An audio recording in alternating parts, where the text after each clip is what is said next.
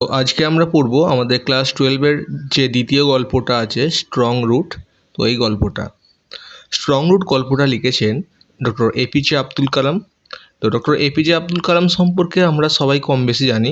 তিনি ভারতবর্ষের একজন প্রাক্তন রাষ্ট্রপতি ছিলেন এবং তিনি বিজ্ঞানের ক্ষেত্রে আমাদের ভারতবর্ষকে অনেক কিছু তিনি দান করেছেন এবং বিজ্ঞানে অনেকটাই তিনি কিন্তু এগিয়ে নিয়ে গেছেন। তো এই কৃতি হচ্ছে ভারত সন্তান লেখা একটি বায়োগ্রাফি আছে, যেটার নাম হচ্ছে উইংস অফ ফায়ার। তো সেই উইংস অফ ফায়ার থেকে কিন্তু আমাদের আজকের এই গল্প স্ট্রং রুটসটা কিন্তু নেওয়া হয়েছে।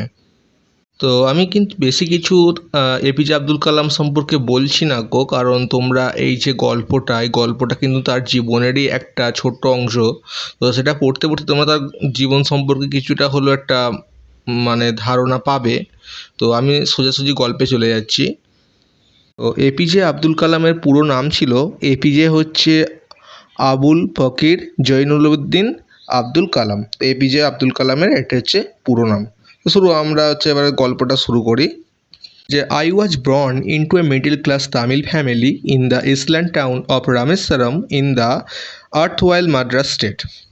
তো হচ্ছে I was born into a middle class Tamil family, বলছে আমি জন্মগ্রহণ করেছিলাম একটা মধ্যবিত্ত তামিল পরিবারে in the island town of Rameswaram, যেটা কি ছিল না একটা দ্বীপ শহর Rameswaram in the erstwhile Madras state, পূর্বদন মাদ্রাজ রাজ্যে। তো মাদ্রাজ রাজ্যে হচ্ছে বর্তমান নাম তামিলনাড়ু। তো আমরা অনেকেই জানি যে তামিলনাড়ুতে হচ্ছে এপিজে আব্দুল কালাম জন্মগ্রহণ করেছিলেন। তো তিনি সেটাই বলছেন, তিনি যখন জন্মগ্রহণ করেছিলেন অর্থাৎ 1931-এ তার জন্ম হয়েছিল। তো এই 1931-এর সময় কিন্তু তখন এই তামিলনাড়ু নামটা থাকেনি, তখন ছিল মাদ্রাজ। তো তোমরা যদি ইতিহাস পড়ে দেবে বোম্বাই মাদ্রাজ এরকম নামগুলো পেয়ে থাকবে। তো হচ্ছে সেই মাদ্রাজ রাজ্যে কিন্তু একটা রামেশ্বরম বলে একটা ছোট দ্বীপ শহর আছে।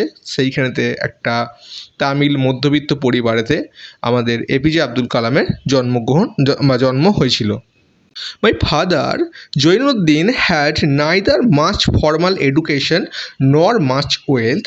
Despite this disadvantage, he possessed great innate wisdom and true generosity of spirit. যে মাই ফাদার, আমার বাবা জৈনুলউদ্দিন, তাহলে এপিজে আব্দুল কালামের বাবার নাম কি ছিল? Jainulabdeen. Had neither much formal education, তার অতটা প্রথাগত শিক্ষাও ছিল না কো, নর মাচ ওয়েলথ, এবং তার অতটা ধন সম্পদও ছিল না কো। Despite this disadvantage he propose great intent wisdom. Despite this disadvantage, তার এত অসুবিধা থাকা সত্ত্বেও he proposed a great innate wisdom and true generosity of spirit, যে এত কিছু অসুবিধা থাকা সত্ত্বেও তার ছিল মহান সহজাত প্রজ্ঞা এবং অন্তরের এক অকপট বাদন্যতা। মানে তার হচ্ছে এই এত কিছু তো হয়তো থাকে নেকো, হয়তো টাকা থাকে না, হয়তো প্রথাগত শিক্ষা কম ছিল বা থাকে নেকো, কিন্তু তারপরও তার একটা জিনিস খুব ভালো ছিল, যেটা হচ্ছে তার অন্তরটা বা হৃদয়টা অনেক বড় ছিল। মানুষ হিসেবে নিজেকে প্রতিষ্ঠা করতে গেলে যেটা লাগে সেইটা কিন্তু ওই এপিজে আব্দুল কালামের বাবার মধ্যে কিন্তু ছিল, সেটাই কিন্তু তিনি এখানে বলছেন। He had an ideal helpmate in my mother Ashiamma, বলছেন তিনি এক আদর্শ জীবনসঙ্গিনী পেয়েছিলেন আমার মা আশিয়াম্মাকে। তো এপিজে আব্দুল কালামের মায়ের নাম ছিল কি? Ashiamma. I do not recall the exact number of people she fed every day, but I am quite certain that far more outsiders ate with us than all the members of our own family put together. I do not recall the exact number of people, বলছে আমি মনে করতে পারবো না যে ঠিক কতজন মানুষ হবে she fed every day, তিনি তাদেরকে খাওয়াতেন। But I am quite certain, কিন্তু আমি এতটুকু বলতে পারি that far more outsiders ate with us, যে বহিরাগত যে সমস্ত মানুষরা আমাদের সাথে খেতেন, then all the members of our own family put together, তো আমাদের ফ্যামিলিতে যতজন মেম্বার ছিল তাদের থেকেও বেশি ছিল এই বহিরাগত মানুষরা, যারা প্রতিদিন আমাদের সাথেই খেতেন। তো এটা হচ্ছে ওনার মা আর কি, তিনি বহিরাগত মানুষদের, যে সমস্ত দরিদ্র মানুষরা ছিল তাদেরকে তিনি কিন্তু খাওয়াতেন তাদের সঙ্গে। My parents were widely regarded as an ideal couple, বলছে আমার বাবা মাকে একটা মানে সঠিক দম্পতি হিসেবেই বলা যেতে পারে, যেন আইডিয়াল কাপল বলা যেতেই পারে। My mother's lineage was the more distinguished wins of her forebears having been bestowed a little of the Bahadur by British। তো যে আমার মায়ের বংশ ছিল বেশ প্রসিদ্ধ তার পূর্বপুরুষদের একজনকে ব্রিটিশ রাজ বাহাদুর উপাধি দেওয়ার সুবাদে।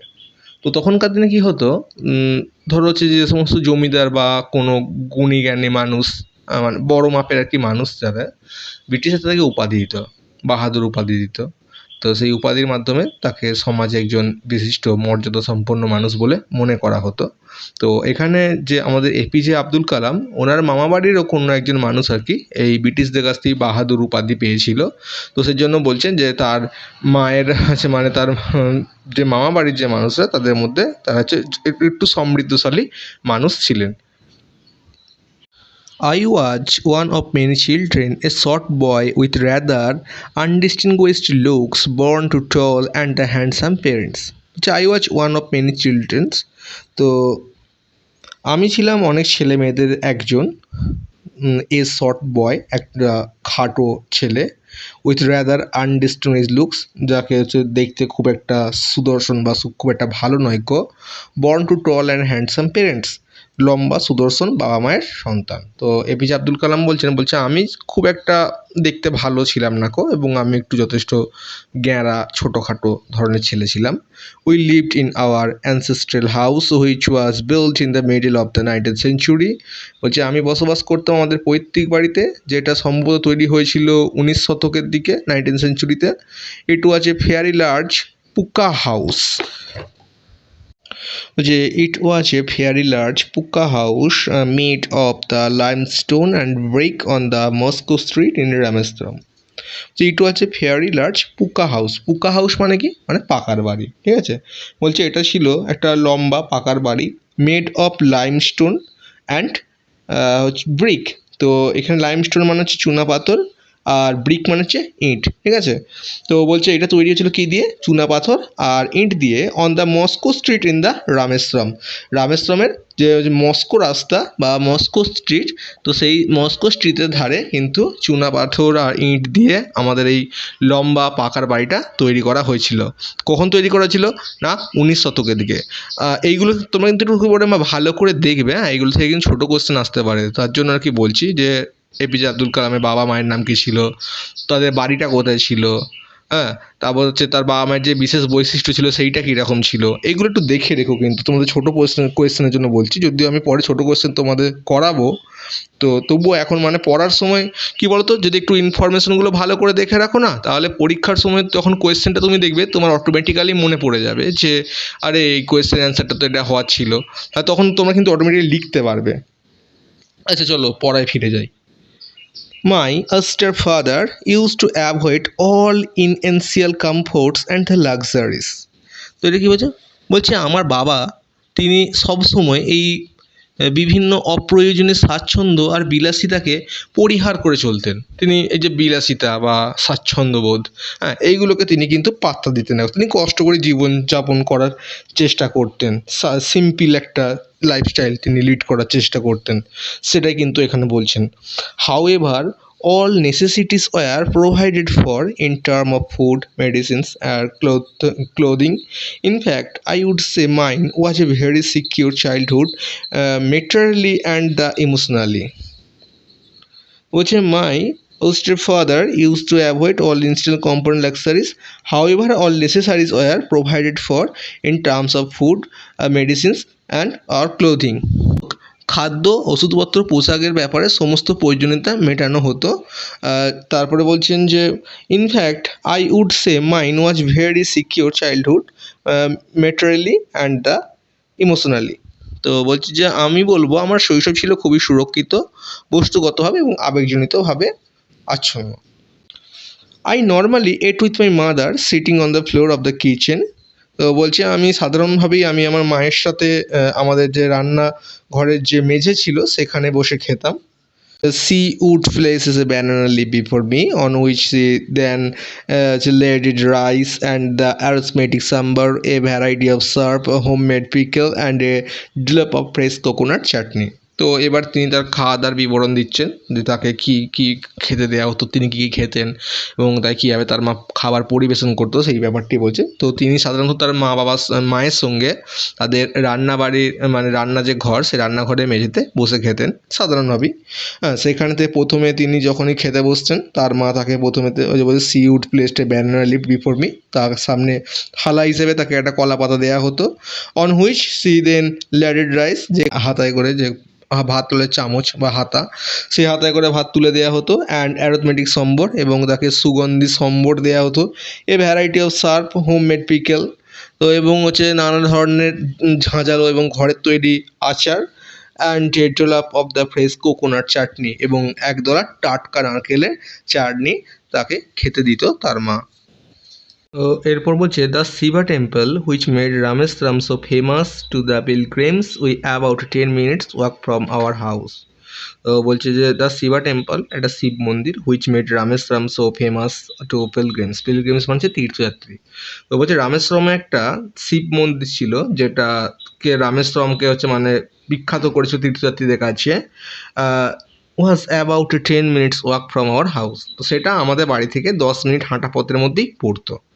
তো এপিজে আব্দুল কালাম এখানে বলছেন তাদের বাড়ি থেকে 10 মিনিট দূরত্বে একটা শিব মন্দির ছিল, যেটা হিন্দুদের একটা বিশেষ তীর্থস্থান হিসেবে গণ্য করা হতো। সেই শিব মন্দিরে তার বাড়ি থেকে আমাদের 10 মিনিট দূরেই ছিল। Our locality was predominantly Muslim, but there were quite a lot of Hindu families too living amicably with their Muslim neighbours.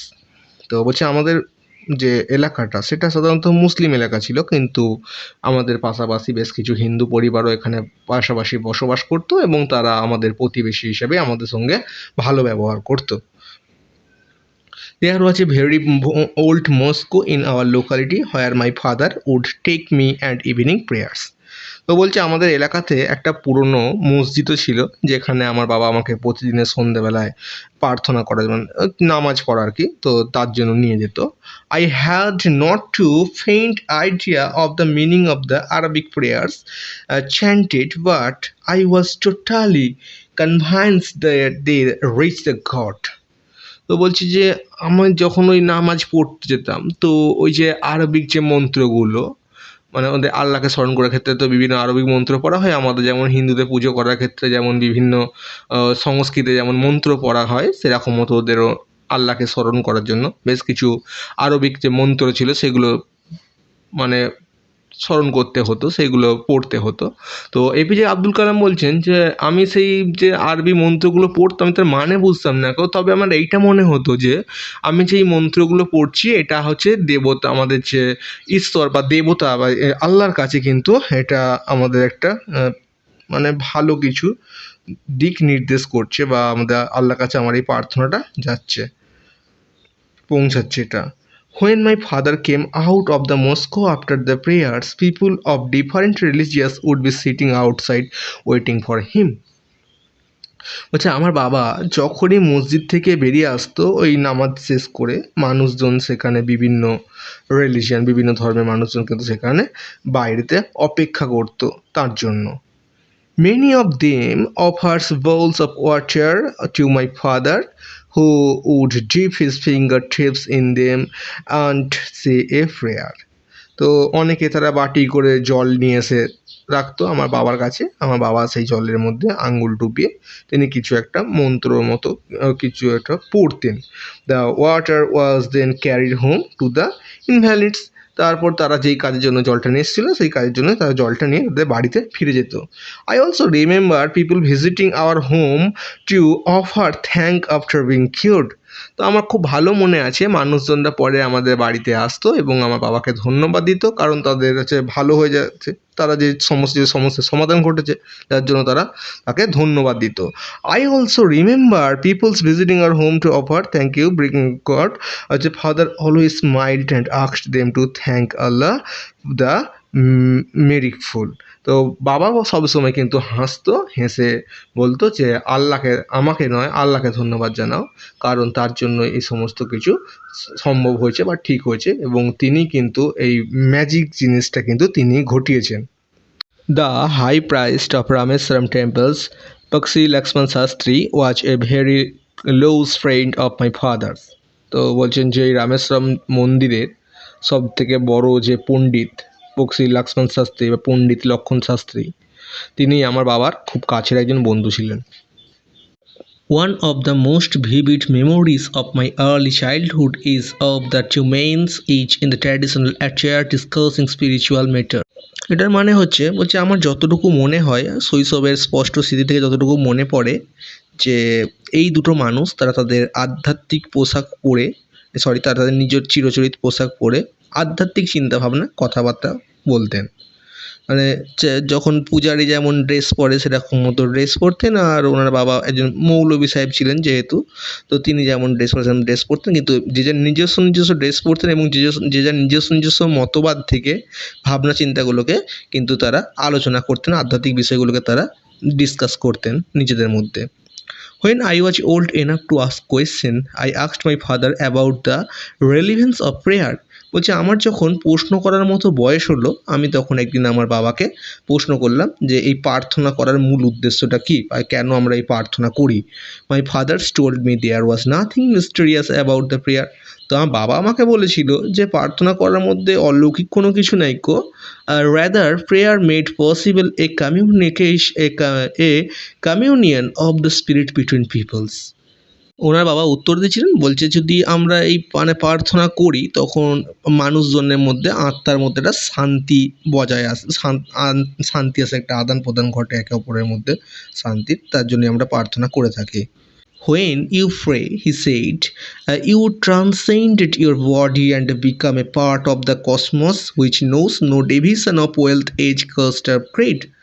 তো তিনি আরও বলছেন যখন তুমি এই প্রার্থনা করবে তখন তোমার আত্মা তোমার শরীর ছেড়ে, তোমার বডি ছেড়ে বেরিয়ে আসবে এবং সেটা একটা বিশ্বব্রহ্মাণ্ডের এমন একটা স্তরে গিয়ে পৌঁছাবে যেখানে কোনো সম্পদ বা বয়স বা জাতপাত বা ধর্ম এইসবের কোনো বিভেদ নেই, সেরকম একটা স্থানে তোমার আত্মা সেই জায়গাতে পৌঁছে যাবে। এটা প্রার্থনার মূল বৈশিষ্ট্য। আজকের ডিসকাশন আমাদের এইখান পর্যন্তই রইল। এর পরের ভিডিওতে আমরা বাকি অংশটুকু নিয়ে আলোচনা করব।